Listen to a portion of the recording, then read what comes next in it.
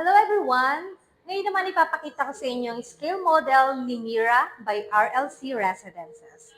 So, as you can see, ito po ang ating scale model ni Mira.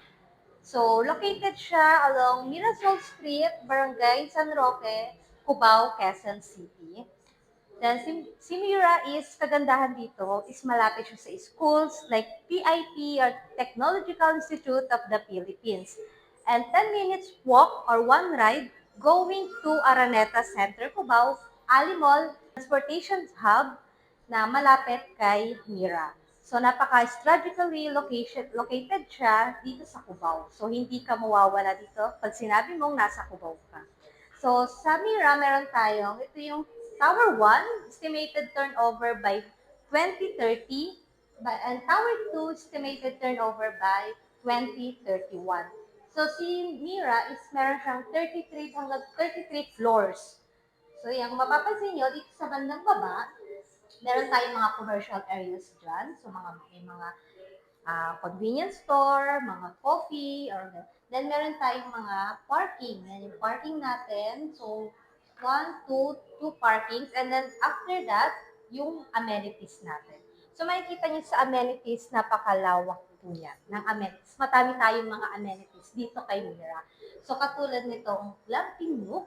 So, kung mahilig kayong mag-camping ng mga family, friends, hindi nyo na kailangan lumayo para mag-camping. So, dinala na ni Mira sa inyo ang glamping nook natin. So, dito kay Mira, meron tayong studio with 26 square meters, one bedroom with balcony, two bedroom, and two bedroom with balcony. So, ito po ang ating mid-scale model. So, yan yung si Mirasol. And ito po ang ating mga amenities. So, may swimming pool, and madami tayong mga. So, si Mira is perfect sa kung naghahanap kayo ng condo at malapit sa mga schools, offices, malls, at transportation para no hassle na kayo. So, si Mira is the best, fastest selling project ni RLC. Mira Residences offering a pre-selling condominium and payable in 72 months or over 6 years to pay no interest.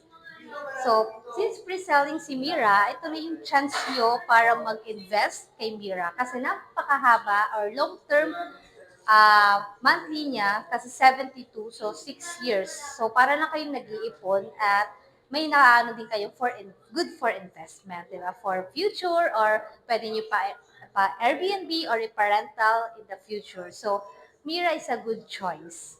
So, interested kayo guys, message me. Thank you!